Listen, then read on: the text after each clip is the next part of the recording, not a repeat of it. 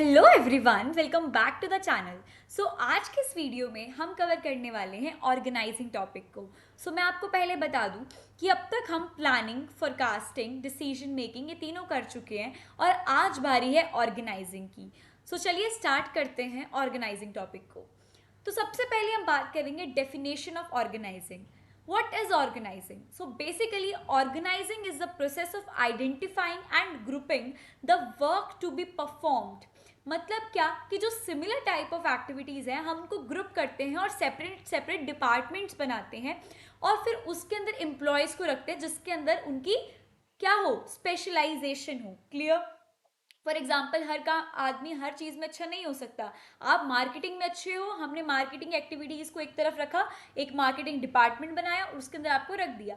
अब वहाँ जाके हम आपको आपकी रिस्पॉन्सिबिलिटीज़, अथॉरिटीज़ बताएंगे जिससे कि आपको पता चले कि कौन आपका सबॉर्डिनेट है, कौन आपका सुपीरियर, और इसी तरीके से आपका रिलेशनशिप बिल्डअप हो। So that is all about organizing. Organizing is the process of identifying and grouping the work to be performed, defining and delegating responsibility and authority, and establishing relationship for the purpose of enabling people to work most effectively together in accomplishing objectives. इस सबसे हमारा सिर्फ एक ही मकसद है कि हम effectively हमारे काम को करें, एफिशिएंटली करें और जल्दी से जल्दी अपने ऑर्गेनाइजेशन गोल को अचीव करें। ये जो ऑर्गेनाइजिंग है, ये एक क्या है, एक स्ट्रक्चर बना दिया हमने कि ये एक्टिविटीज होंगी, ये ग्रुप है, ये रिस्पॉन्सिबिलिटीज, ये अथॉरिटीज, ऐसे करके। क्लियर? ओके। अब हम देखते हैं द प्रोसेस ऑफ ऑर्गेनाइजिंग कि किस तरीके से हम ऑर्गेनाइजिंग के प्रोसेस को परफॉर्म करते हैं। क्लियर? तो देखिए, सबसे पहला जो पॉइंट आता है वो है fixing the objectives of the organization. हमने डिसीजन मेकिंग का प्रोसेस देखा, हम लोगों ने प्लानिंग का प्रोसेस देखा, और जो सबसे पहला जो स्टेप होता है वो यही होता है कि हमें पहले ऑब्जेक्टिव को सेट करना है। जब तक हमें हमारा एम ही पता नहीं होगा आप क्या करोगे। In the same way, first of all we need to understand कि हमारा ऑब्जेक्टिव क्या है, उस हिसाब से हम अपने फंक्शंस को परफॉर्म करेंगे। टॉप लेवल मैनेजमेंट क्या करेगा, वो फिक्स करेगा कॉमन ऑब्जेक्टिव की जो कि पूरी ऑर्गेनाइजेशन का होगा। देन मिडिल लेवल मैनेजमेंट वाले अपने डिपार्टमेंट का करेंगे एंड लोअर लेवल मैनेजमेंट वाले अपने डे टू डे ऑब्जेक्टिव्स को सेट करेंगे। ये तीनों लोग अपने अपने जो इनके उसमें आते हैं, रीजन में चीज़ें आती हैं, उसको सेट करेंगे, उसके ऑब्जेक्टिव को, फिर आगे अपने स्टेप्स को लेकर जाएंगे। तो सबसे पहला काम हो गया ऑब्जेक्टिव सेटिंग का। Now come to the second one, finding activities must for achieving objective. अब आपको एक चीज समझिए कि आपको एक प्रोडक्ट बनाना है और उस प्रोडक्ट को बनाने के लिए आपको क्या करना पड़ेगा, पहले जाके रिसोर्सेज लेकर आने पड़ेंगे, फिर लोगों को काम समझाना पड़ेगा, फिर आप करोगे वगैरह। ठीक है? तो एक ऑब्जेक्टिव को अचीव करने के लिए आपको बहुत सारी एक्टिविटीज करनी पड़ेंगी। In the same manner organization के अंदर जो आपने पहले ऑब्जेक्टिव्स बनाए उसके हिसाब से आपको क्या करना पड़ेगा, एक्टिविटीज फाइंड आउट करनी पड़ेंगी जिसकी वजह से आप अपने ऑब्जेक्टिव्स को अचीव कर पाओ। सेम चीज यहाँ पर लिखी है, after fixing the objective the top level management prepares a list of different activities, activities मतलब काम, works which are required to be carried out for achieving these objectives, कि उसको काम को अचीव करने के लिए हमें क्या क्या काम करने पड़ेंगे उस ऑब्जेक्टिव को अचीव करने के लिए। ये सारी लिस्ट प्रिपेयर करते हैं। जो टॉप लेवल मैनेजमेंट वाले हैं वो अपना पूरा ऑर्गेनाइजेशन के लिए करेंगे, सिमिलरली मिडिल वाले अपने डिपार्टमेंट के लिए, और सुपरवाइजरी डे टू डे के लिए। Now come to the third one, grouping the similar activities. जो सेम टाइप की एक्टिविटीज है, लाइक जो चीज़ें फाइनेंस के डिपार्टमेंट में, मतलब फाइनेंशियल चीज़ों के रिलेटेड है, उन सबको हम एक तरफ करेंगे और क्या कर देंगे, डिपार्टमेंट बना देंगे, फाइनेंस डिपार्टमेंट। क्लियर? एक मार्केटिंग से रिलेटेड जो सारी एक्टिविटीज है उसको एक तरफ करेंगे और डिपार्टमेंट का नाम बना देंगे मार्केटिंग डिपार्टमेंट। इसी तरीके से ऑर्गेनाइजेशन के अंदर बहुत सारे डिपार्टमेंट्स बन जाते हैं। Is it clear? This is about grouping the similar activities. Now come to the fourth one, defining responsibilities of each employee. अब आपने जब डिपार्टमेंट बना दिया, अब आपका काम क्या बनता है कि जितने भी उसके अंदर एम्प्लॉयज हैं आप उनको उनकी क्या बताओ, रिस्पॉन्सिबिलिटीज बताओ कि आपको ये काम करना है, ये आपकी responsibility. Responsibility means what, duty, क्योंकि काम का मतलब यहाँ पर ड्यूटी है कि आपको ये चीज परफॉर्म करनी है for achieving the objective. Clear?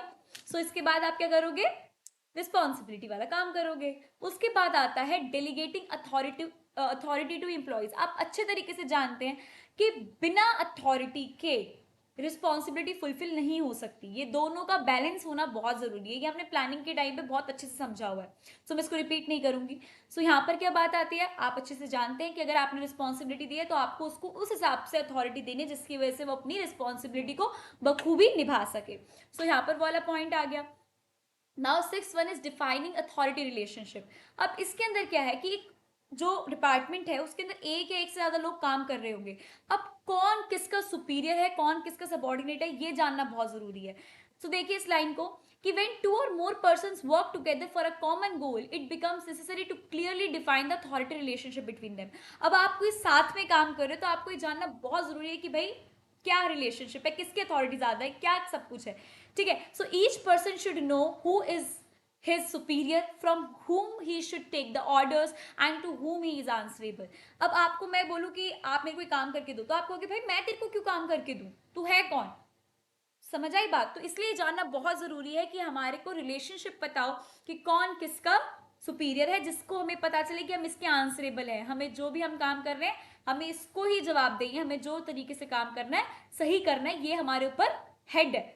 उसे डर तरीके से ना कि मतलब हमें उसकी बात को मानना है। So that's the main purpose कि आपको पता होना चाहिए कि क्या रिलेशनशिप है आप दोनों के बीच का। क्लियर। उसके बाद हम आते हैं 7th one, which is providing employees all required resources। अब after defining the authority relationships, the employees are provided with all the material and financial resources। अब आपको सारा काम करके दे दिया, डिपार्टमेंट बना के दे दिए, आपको रिलेशनशिप बता दिया, आपको ड्यूटीज दे दी, लेकिन जो रिसोर्सेज आपको चाहिए काम करने के लिए वही आपके पास नहीं है। सो कैसे होगा, वो चीज़ दिक्कत कर जाएगी। तो इसलिए क्या है कि हमारे ऑब्जेक्टिव को अचीव करने के लिए आपको जो जो रिसोर्सेज चाहिए वो आपको प्रोवाइड करना, that is also the step of organizing only. Clear. Now coordinating efforts of all to achieve goals, the most important. सारा काम कर लिया लेकिन कोऑर्डिनेशन नहीं है तो कुछ भी पॉसिबल नहीं है। सारे डिपार्टमेंट्स के अंदर अंडरस्टैंडिंग होनी चाहिए, एक दूसरे के बारे में पता होना चाहिए, और ये समझना बहुत जरूरी है कि आप सब एक दूसरे के लिए इंपॉर्टेंट हैं। कोई एक डिपार्टमेंट के अच्छे काम करने से ऑर्गेनाइजेशन गोल को अचीव नहीं कर सकती। सबका मिल बांट के और पूरा सहयोग ही हमारे ऑर्गेनाइजेशन के गोल को अचीव करने में helpful होगा। So this is the last stage or step in the process of organization। Here the efforts of all the individuals, groups, departments, etc. are brought together and coordinated towards a common objective of the organization। Is it clear? Simple? Okay. So now come to the last topic of this video, which is the types of organization. कितने types की organization होती है, तो सबसे पहले आती है formal organisation. नाम से आपको पता चल जाना चाहिए कि यहाँ पर हर चीज बिल्कुल फॉर्मली तरीके से होगी, ठीक है। The formal organization is basically goal oriented. इसके अंदर क्या है कि आप एक ऑर्गेनाइजेशन के अंदर जिसका सिर्फ एक ही पर्पस है, एक ही ऑब्जेक्टिव है, जो कि क्या है, हमारे ऑर्गेनाइजेशन के गोल को अचीव करना, इसके अलावा कोई मोटिव नहीं। क्लियर। और इसको अचीव करने के लिए आपको जो जो काम करना पड़े, जिस तरीके से करना पड़े, वो सारा आपको फॉर्मल ऑर्गेनाइजेशन के अंदर आएगा। That exists to accurate the efforts of individuals and it refers to the structure of job position। जिसके अंदर क्या है, फॉर्मल के अंदर सबको अपनी जॉब्स पता होती है, जॉब्स होती है, कोई भी काम मतलब बिना किसी सूझबूझ के नहीं करा जाता। हर तरीके से हर चीज प्लान्ड होती है, फिर ऑर्गेनाइज्ड होती है, रिस्पॉन्सिबिलिटीज होती है, अथॉरिटीज होती है, सुपीरियर्स होते हैं, सबॉर्डिनेट्स होते हैं, हर तरीके से स्ट्रक्चर वाइज काम होता है। कोई भी चीज ऐसे इनफॉर्मल तरीके से नहीं होती, हर तरीके का हर स्टेप होता है, प्रोसीजर होता है एक फॉर्मल ऑर्गेनाइजेशन के अंदर। पोजीशंस होती हैं, रिस्पॉन्सिबिलिटीज होती है, अथॉरिटीज होती है, और फंक्शंस होते हैं परफॉर्म करने के लिए। सो वो सबके एक स्ट्रक्चर को, वो सबके एक जब हर चीज आपकी एक ऑर्गेनाइजेशन में हो तब हम उसको एक फॉर्मल ऑर्गेनाइजेशन कहते हैं। Is it clear. जहां पर आपको काम मिले तो आपको पता हो कि किस इंसान को क्या काम करना है, कितने टाइम लिमिट में करना है, कैसे करना है। कोई भी चीज कैजुअली नहीं होती। The main thing is casual नहीं होती, हर तरीके से स्टेप वाइज होती है। क्लियर। और सबका एक ही मोटिव होता है, ऑर्गेनाइजेशन के गोल को अचीव करना, that is formal organization. Now what is informal organization? Simple, the casualness, the frankness. Clear. और ये कैसे होती है? Informal organization exist within the formal organization. देखो फॉर्मल ऑर्गेनाइजेशन के अंदर ही एक इनफॉर्मल ऑर्गेनाइजेशन क्रिएट हो जाती है। कैसे? An informal organization is a network of person and social relationships. जो आप अपने फॉर्मल को साइड में रख के एक रिलेशनशिप बनाते हैं, अपने कलीग्स के साथ में एक फ्रेंडशिप निभाते हैं, वो सारी चीज़ें इनफॉर्मल के अंदर आती है. People working in a formal organization meet and interact regularly. आप रोज नए नए लोगों से मिलोगे. They work, travel and eat together. अब आपको काम के सिलसिले ही, मतलब अपने फॉर्मल ऑर्गेनाइजेशन के अंदर ही कहीं बाहर जाना पड़ेगा मीटिंग्स के लिए, तो वहाँ पर आप रुकेंगे, स्टे करेंगे, बात करेंगे, ट्रैवल करेंगे, तो आपका एक इनफॉर्मल तरीके से अपना एक रिलेशनशिप बिल्डअप हो जाता है, आपकी फ्रेंडशिप हो जाती है, जो कि एक फॉर्मल का पार्ट नहीं रहती, इनफॉर्मल ऑर्गेनाइजेशन के अंदर आ जाती है. There are many groups of friends in a formal organization. Now these groups are called informal organization. और इन्हीं groups को हम क्या बोलते हैं? Informal organization बोलते हैं. So I hope it is clear to each and every one of you. So यहाँ पर हमने organizing को भी complete कर दिया. कुछ ही parts बचे हैं. I will tell you क्या क्या बचा है. हमारे पास delegation of authority, decentralization, staffing and communication. ये यूनिट 3 का पार्ट बचा है, जिसको मैं जल्द से जल्द कवर करने की कोशिश करूंगी. बाकी अगर आपको ये वीडियो पसंद आई हो तो प्लीज़ चैनल को सब्सक्राइब करें, ज़्यादा से ज़्यादा शेयर करें, वीडियो को लाइक करें और कमेंट करना ना भूलें. Thank you so much for watching the video.